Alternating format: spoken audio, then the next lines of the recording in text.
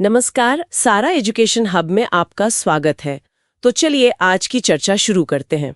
आज हम कुछ ऐसे विषयों की गहराई में उतरेंगे जो भारत की नीतियों, इसके संविधान और दुनिया में इसकी जगह को नए सिरे से गढ़ रहे हैं। बिल्कुल, हम शुरुआत करेंगे एक बहुत बड़े बदलाव से जो देश के करोड़ों कामगारों की जिंदगी पर असर डालेगा। हाँ, भारत के 29 पुराने श्रम कानूनों की जगह अब 4 नए कोड्स आ गए हैं। तो हम समझेंगे कि ये क्यों जरूरी थे और इनसे बदलेगा क्या। उसके बाद हम सुप्रीम कोर्ट के एक बहुत ही अहम फैसले को देखेंगे जो राज्यपाल और राष्ट्रपति की शक्तियों से जुड़ा है। और फिर अंतर्राष्ट्रीय मंच पर चलेंगे, ये देखने की ब्रिक्स के होते हुए भी भारत, ब्राजील और दक्षिण अफ्रीका का IBSF फोरम क्यों जरूरी है। और आखिर में कुछ और जरूरी खबरों पर भी एक तेज नजर डालेंगे, जैसे मेकेदातु बांध विवाद, लाचित बोरफुकन की विरासत और अमेरिकी वीजा के नए रास्ते। तो चलिए इस उलझे हुए ताने बाने को एक एक कर सुलझाते हैं। तो सबसे पहले ये 4 नए लेबर कोड्स, मेरा मतलब 29 कानूनों को सिर्फ 4 में समेट देना, ये तो बहुत बड़ा बदलाव है। आखिर ऐसी क्या जरूरत आन पड़ी थी? जरूरत तो कह सकते हैं बहुत पुरानी और गहरी थी। आप सोचिए, 29 अलग अलग कानून, बिल्कुल, कई तो आजादी से भी पहले के थे। बाप रे। हाँ, तो उनका पालन करना, खासकर जो छोटे और मंझले कारोबार हैं, MSMEs, उनके लिए एक बुरे सपने जैसा था। मतलब बहुत ज्यादा कॉम्प्लिकेटेड था सब कुछ। बहुत ज्यादा। नियम इतने बिखरे हुए थे कि अक्सर एक कानून की बात दूसरे से टकरा जाती थी। इसी को तो इंस्पेक्टर राज की जड़ भी कहते थे। और मैं अंदाजा लगा सकता हूँ कि काम करने का तरीका भी तो पूरी तरह बदल चुका है। बिल्कुल, आपने बिल्कुल सही नस पकड़ी है। जब ये पुराने कानून बने होंगे तब शायद किसी ने गिग वर्कर्स या वर्क फ्रॉम होम के बारे में सोचा भी नहीं होगा। सोचा ही नहीं होगा। Gig workers, platform workers, fixed term contracts, ये सब नई हकीकतें हैं जो पुराने कानूनी ढांचे में कहीं फिट ही नहीं होती थीं। तो सरकार यहाँ एक तरह से संतुलन बनाने की कोशिश कर रही है। हाँ, एक बहुत ही नाजुक संतुलन। एक तरफ निवेशकों को संदेश देना है कि भारत में बिजनेस करना अब आसान है, लाल पीताशाही कम है। और दूसरी तरफ करोड़ों कामगारों को ये भरोसा भी दिलाना है कि उनके अधिकार छीने नहीं जा रहे हैं। ये चारों कोड्स इसी संतुलन की एक बड़ी कोशिश है। ठीक है, तो चलिए इन चारों कोड्स को एक एक करके समझते हैं। पहला कौन सा है? पहला है कोड ऑन वेजेस 2019। ये वेतन, बोनस और बराबरी की तनख्वाह से जुड़े 4 पुराने कानूनों को एक करता है। और इसमें सबसे खास क्या है? इसकी सबसे बड़ी बात है यूनिवर्सल मिनिमम वेज का कॉन्सेप्ट, मतलब एक सार्वभौमिक न्यूनतम मजदूरी। यूनिवर्सल मिनिमम वेज, ये सुनने में तो बहुत बड़ा लगता है। तो क्या इसका मतलब ये है कि अब पूरे देश में सबको एक ही मिनिमम सैलरी मिलेगी? ये राज्य सरकार इससे कम न्यूनतम मजदूरी तय नहीं कर सकेगी, लेकिन वो अपने राज्य के हिसाब से इससे ज्यादा तय कर सकती है। समझ गया, मतलब एक राष्ट्रीय बेंचमार्क सेट हो जाएगा। बिल्कुल। और बड़ी बात ये है कि ये नियम अब संगठित और असंगठित दोनों क्षेत्रों के हर कर्मचारी पर लागू होगा। पहले ऐसा नहीं था। अच्छा, अब दूसरे कोड पर आते हैं।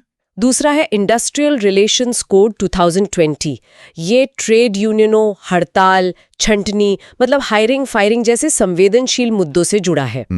इसमें एक बहुत बड़ा और कह सकते हैं विवादास्पद बदलाव है, फिक्स टर्म एम्प्लॉयमेंट को कानूनी मान्यता देना। एक मिनट, फिक्स टर्म रोजगार मतलब कॉन्ट्रैक्ट वाली नौकरी? जी। क्या इसका मतलब ये नहीं कि कंपनियां आसानी से लोगों को कुछ महीनों या साल भर के लिए रखेंगे और परमानेंट नौकरी की सुरक्षा ही खत्म हो जाएगी? ये तो एक चिंता की बात लगती है। ये चिंता बिल्कुल जायज है और इस पर बहुत बहस भी हुई है। डर ये है कि कंपनियां स्थायी नौकरियां देने से बचेंगी।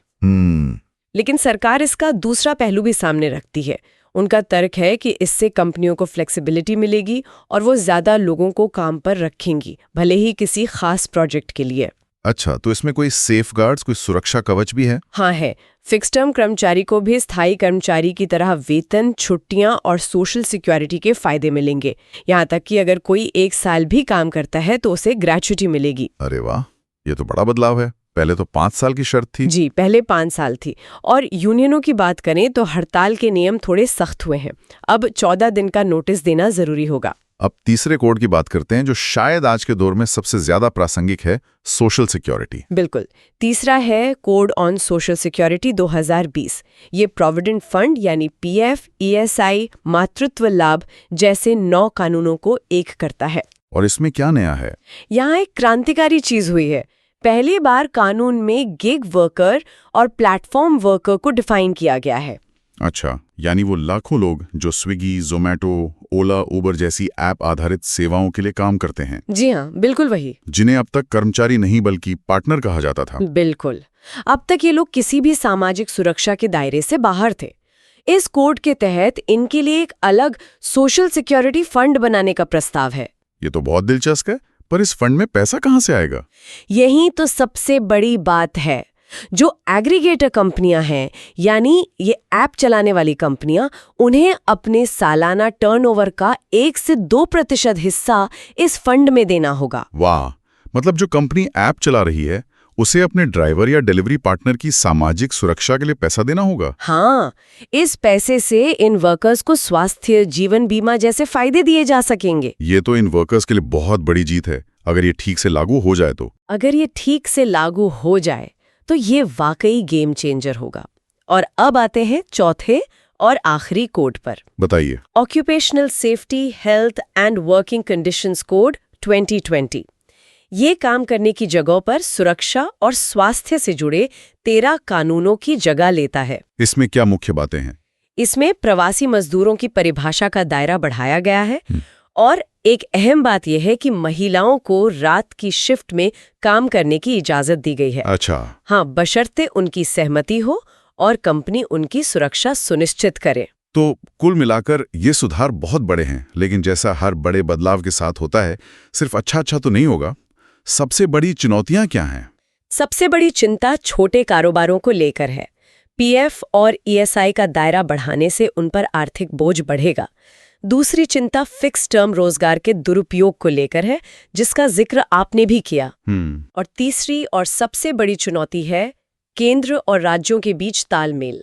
श्रम संविधान की समवर्ती सूची में है, मतलब इस पर केंद्र और राज्य दोनों कानून बना सकते हैं। तो अगर राज्यों ने अपने नियम नहीं बनाए या तालमेल नहीं बैठा तो ये सुधार बस कागज पर ही रह जाएंगे। बिल्कुल। तो एक तरफ केंद्र सरकार श्रम जैसे विषय पर इतने बड़े कानून ला रही है और यहीं पर केंद्र और राज्यों के बीच शक्तियों का संतुलन बहुत अहम हो जाता है। इसी से जुड़ा एक और मामला हाल ही में सुप्रीम कोर्ट के सामने आया। हाँ, ये एक बेहद दिलचस्प संवैधानिक मामला है। मुद्दा ये था कि जब कोई राज्य की विधानसभा बिल पास करके राज्यपाल के पास भेजती है, तो क्या राज्यपाल उसे अनिश्चित काल तक अपनी मेज पर रख सकते हैं? जिसे पॉकेट वीटो कहते हैं, है ना? लेकिन यहां तो लगता है ये एक डीप फ्रीजर वीटो जैसा है, जहां बिल को बस ठंडे बस्ते में डाल दिया। कह सकते हैं। तो कोर्ट ने इस पर क्या कहा? क्या उन्होंने कोई समय सीमा तय की? हाँ, यही मेरा भी सवाल था। क्यों? उनका तर्क था कि ऐसा करना शक्तियों के बंटवारे, मतलब सेपरेशन ऑफ पावर्स के सिद्धांत के खिलाफ होगा। यानी न्यायपालिका कार्यपालिका के काम में सीधे सीधे दखल नहीं दे सकती। लेकिन फिर तो इसका गलत इस्तेमाल भी हो सकता है। मान लीजिए किसी राज्य में एक पार्टी की सरकार है और केंद्र में दूसरी पार्टी की, तो क्या राज्यपाल राज्य सरकार के हर बिल पर सालों तक बैठे रह सकते हैं? आपने बिल्कुल सही सवाल उठाया और कोर्ट ने भी इस आशंका को समझा। इसीलिए उन्होंने फैसले में एक बहुत जरूरी शर्त जोड़ दी। वो क्या है? कोर्ट ने कहा कि बहुत ज्यादा बिना वजह और अनिश्चित देरी की न्यायिक समीक्षा हो सकती है। मतलब ये कि अगर देरी गैर वाजिब लगती है तो कोर्ट मामले में दखल दे सकता है। वो राज्यपाल को ये तो नहीं कहेगा कि 30 दिन में साइन करो, लेकिन ये जरूर कह सकता है कि आप इस पर फैसला लीजिए। अच्छा, तो एक तरह से डेडलाइन तो नहीं दी, पर जवाबदेही का एक रास्ता खुला रखा है। बिल्कुल। और एक डीम्ड असेंट का आइडिया भी था कि अगर समय पर फैसला नहीं लिया तो बिल पास मान लिया जाएगा। जी। उसे कोर्ट ने पूरी तरह से खारिज कर दिया। तो कुल मिलाके कोर्ट ने शक्तियों के संतुलन को बनाए रखने की कोशिश की है। जी हाँ, शक्तियों का संतुलन, ये शब्द बार बार आ रहा है। और ये संतुलन सिर्फ देश के अंदर ही नहीं बल्कि वैश्विक मंच पर भी साधना पड़ता है। यहीं पर IBSA फोरम की बात दिलचस्प हो जाती है। मेरा पहला सवाल तो यही है कि जब हमारे पास ब्रिक्स जैसा बड़ा और ताकतवर समूह है, तो फिर भारत, ब्राजील और दक्षिण अफ्रीका को अलग से ये छोटा क्लब चलाने की क्या जरूरत है? ये 1,00,000% का सवाल है और इसका जवाब एक शब्द में है, चीन। हाँ, ब्रिक्स में चीन एक बहुत बड़ी आर्थिक और राजनीतिक ताकत है। उसका दबदबा बहुत ज्यादा है। कई बार ऐसा होता है कि ब्रिक्स के मंच पर चीन के एजेंडे हावी हो जाते हैं। अच्छा, तो IBSA एक तरह से ब्रिक्स माइनस चाइना और रूस है। एक ऐसी जगह जहां भारत बिना किसी बड़े भाई के दबाव के अपने बराबर के देशों के साथ खुलकर बात कर सके। बिल्कुल। IBSA की खासियत यही है कि ये 3 अलग-अलग महाद्वीपों की 3 बड़ी बहुसांस्कृतिक और सबसे जरूरी लोकतांत्रिक अर्थव्यवस्थाओं का समूह है। ये ग्लोबल साउथ की आवाज का एक प्रामाणिक मंच है। और इनका कोई साझा लक्ष्य भी है? हाँ, एक बड़ा साझा लक्ष्य है। संयुक्त राष्ट्र सुरक्षा परिषद यानी यूएनएससी में सुधार के लिए मिलकर आवाज उठाना, क्योंकि ये तीनों ही देश स्थायी सदस्यता के मजबूत दावेदार हैं। लेकिन क्या ये वाकई प्रभावी है? ब्रिक्स को ज्यादा सुर्खियां मिलती हैं। आइप्सा का ही सिर्फ एक टॉकिंग शॉप बनकर तो नहीं रह गया? ये इसकी सबसे बड़ी चुनौती है। बिल्कुल, ब्रिक्स की चमक के आगे आइप्सा कई बार फीका पड़ जाता है। ऊपर से इसका कोई स्थायी दफ्तर भी नहीं है, जिससे काम की रफ्तार धीमी रहती है। तो इसे मजबूत करने के लिए क्या किया जा रहा है? इसी सुस्ती को तोड़ने के लिए हाल ही में भारत ने इसे नई ऊर्जा देने के लिए 3 ठोस सुझाव दिए हैं। वो क्या? पहला, तीनों देशों के राष्ट्रीय सुरक्षा सलाहकारों के बीच नियमित बैठकें हों। दूसरा, जलवायु परिवर्तन के दौर में खेती को टिकाऊ बनाने के लिए एक IBSA फंड बनाया जाए। और तीसरा, जो मुझे सबसे दिलचस्प लगता है, वो है एक डिजिटल इनोवेशन अलायंस बनाना। डिजिटल इनोवेशन अलायंस मतलब UPI और कोविन जैसे भारतीय प्लेटफॉर्म्स को इन देशों के साथ साझा करना? जी हाँ, भारत के डिजिटल पब्लिक इंफ्रास्ट्रक्चर की सफलता को ब्राजील और दक्षिण अफ्रीका तक ले जाना, ये ऐसे कदम हैं जो IBSA को सिर्फ बातचीत के मंच से आगे ले जाकर एक एक्शन ओरिएंटेड ग्रुप बना सकते हैं। दिलचस्प। तो एक तरफ वैश्विक मंच पर नए समीकरण बन रहे हैं, वहीं देश के अंदर भी कुछ पुराने मुद्दे सुर्खियां बटोर रहे हैं। चलिए अब कुछ और अहम खबरों पर एक तेज नजर डालते हैं। मेकेदातु बांध का विवाद फिर से क्यों गर्मा गया है? ये मुद्दा फिर से इसलिए उठा है क्योंकि कर्नाटक सरकार इस प्रोजेक्ट को आगे बढ़ाने पर जोर दे रही है। कर्नाटक कावेरी नदी पर ये बांध बनाना चाहता है। उनका मकसद क्या है? उनका कहना है कि इसका मुख्य मकसद बेंगलुरु शहर के लिए पीने का पानी सुनिश्चित करना है। लेकिन तमिलनाडु इसका जोरदार विरोध कर रहा है। तमिलनाडु की असल चिंता क्या है? उनकी चिंता ये है कि अगर ये बांध बन गया तो कावेरी के पानी के बहाव पर कर्नाटक का पूरा नियंत्रण हो जाएगा और उनके हिस्से का पानी कम हो जाएगा, जिससे उनके किसानों को भारी नुकसान होगा। मतलब ये दशकों पुराने कावेरी जल विवाद का ही एक नया अध्याय है। बिल्कुल ठीक है, अब एक ऐतिहासिक हस्ती पर आते हैं। लाचित बोरफुकन का नाम काफी चर्चा में है। वे कौन थे? लाचित बोरफुकन 17वीं सदी में असम के अहोम साम्राज्य के एक महान सेनापति थे। उन्हें 1671 की सराय घाट की लड़ाई का महानायक माना जाता है। इस लड़ाई में क्या खास था? ये एक असाधारण लड़ाई थी जिसमें उन्होंने ब्रह्मपुत्र नदी पर अपनी छोटी सी नौसेना के साथ एक बहुत बड़ी और ताकतवर मुगल सेना को बुरी तरह हरा दिया था। अच्छा। हाँ, उनकी शानदार नौसैनिक रणनीति के कारण ही पूर्वोत्तर में मुगलों का विस्तार रुक गया। 24 नवंबर को उनकी जयंती लाचित दिवस के रूप में मनाई जाती है। पंजाब से भी एक अहम खबर है।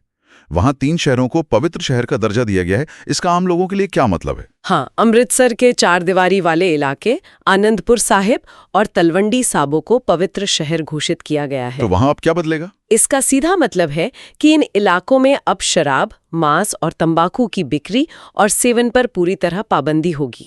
इन जगहों का सिखों के लिए बहुत ज्यादा धार्मिक महत्व है। और आखिर में उन भारतीय प्रोफेशनल्स के लिए खबर जो अमेरिका में काम करने का सपना देखते हैं।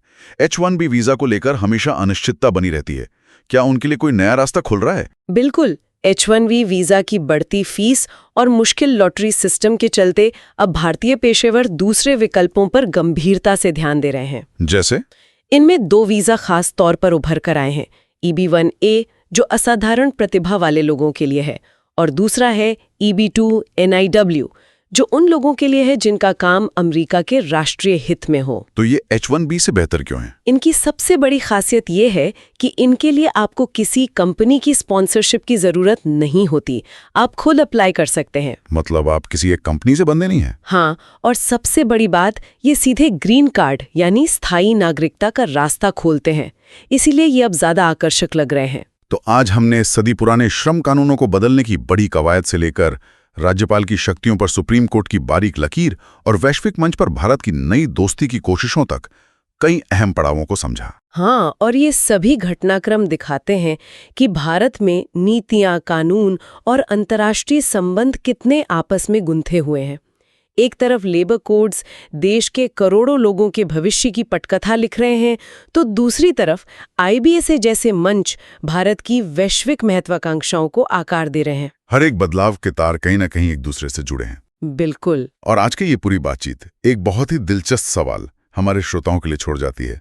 जैसे जैसे भारत अपनी अर्थव्यवस्था को आधुनिक बना रहा है और वैश्विक मंच पर अपनी भूमिका बढ़ा रहा है, उसे नियमों के सरलीकरण और कर्मचारियों के अधिकारों की सुरक्षा के बीच संतुलन बनाने की इस मुश्किल चुनौती का सामना कैसे करना होगा। ये एक ऐसा सवाल है जिसका जवाब आने वाले दशकों में भारत की दिशा तय करेगा। अगर आज की चर्चा आपको पसंद आई हो तो वीडियो को लाइक, शेयर और चैनल को सब्सक्राइब करना ना भूलें। शुक्रिया।